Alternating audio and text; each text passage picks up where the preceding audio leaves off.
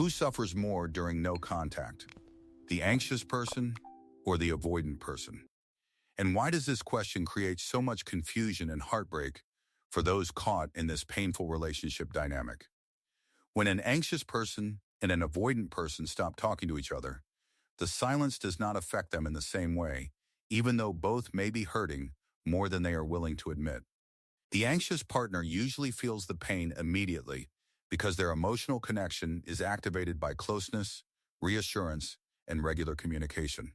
When the messages stop, the anxious mind begins searching for answers, replaying conversations, and wondering what went wrong. Every hour of silence can feel like a day, because uncertainty is often the hardest thing for an anxious person to tolerate. They may constantly check their phone, revisit old memories, and hope that the avoidant partner will suddenly reach out. The anxious person often experiences no contact as emotional withdrawal because they were used to finding comfort through connection. As a result, the first stage of no contact usually feels extremely painful and overwhelming for them.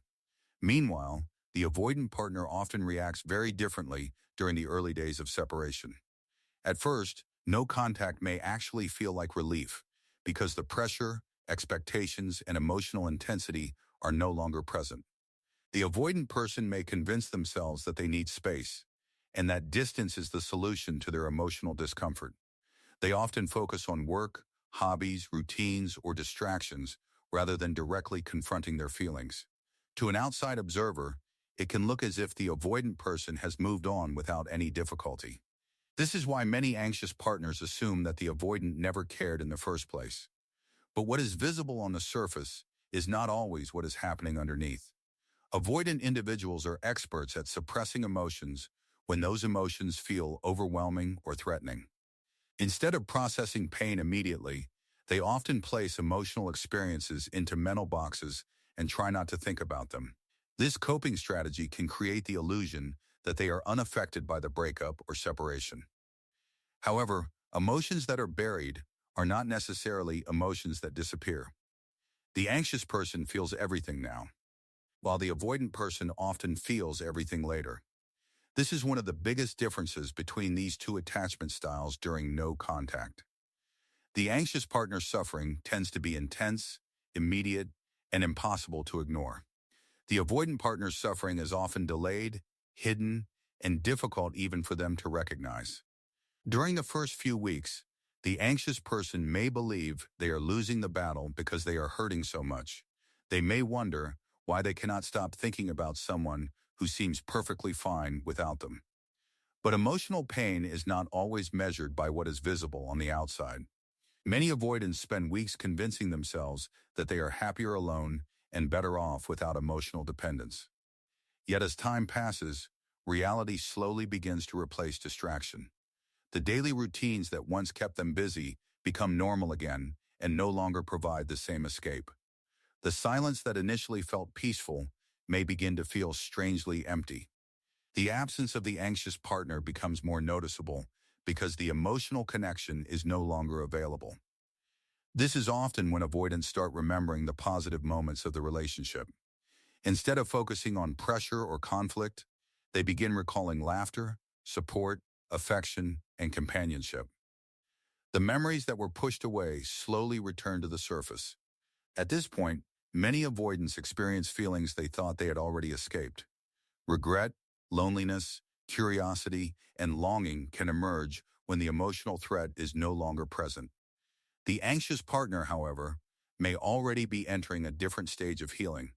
After weeks of heartbreak, many anxious individuals begin accepting the reality of the separation. They start investing energy back into themselves, their goals, and their personal growth. Although the pain remains, it gradually becomes more manageable. They learn that survival is possible even without the reassurance they once depended on. Ironically, this is often the exact moment when the avoidant begins feeling the weight of the loss. The timing creates a frustrating dynamic because both people are experiencing different emotional stages at different moments. The anxious person suffers first and heals later. The avoidant person escapes first and suffers later. Neither experience is easy, but the timing makes them appear completely different. Another reason this question is difficult to answer is because suffering itself comes in many forms. The anxious person suffers through fear of abandonment and uncertainty. Their pain is emotional, visible, and often expressed openly. The avoidant person suffers through emotional suppression and disconnection. Their pain is hidden beneath layers of independence and self-protection. One person cries because they feel too much. The other person disconnects because feeling too much scares them. Both are responding to pain, but their coping mechanisms are completely different. The anxious individual often seeks closeness when they are hurting. The avoidant individual often seeks distance when they are hurting. Because of this difference, their behaviors can be easily misunderstood. The anxious partner sees distance and assumes there is no pain. The avoidant partner sees emotional expression and assumes there is too much pain. Both interpretations are often inaccurate. Deep down, both attachment styles are usually reacting to the same fear. That fear is the possibility of losing someone important. The difference is not the existence of pain, but the way pain is managed. Many people ask whether no contact hurts the avoidant at all. The answer is that it often does, but not always in the way people expect. Avoidants may not spend every day crying or constantly checking their phone.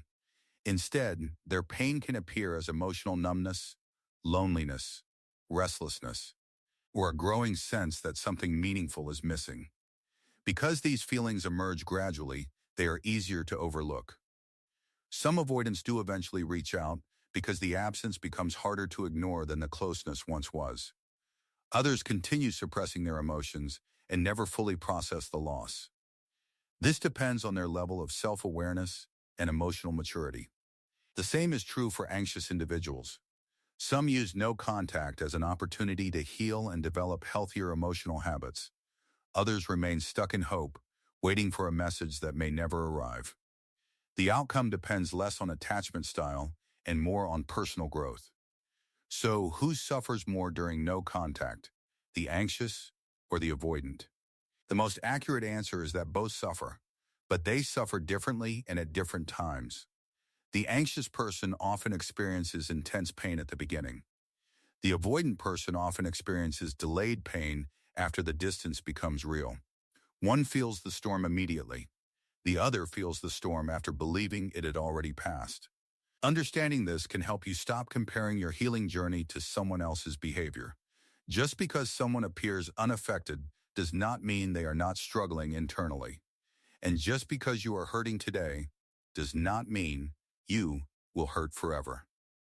No contact reveals more than feelings for another person.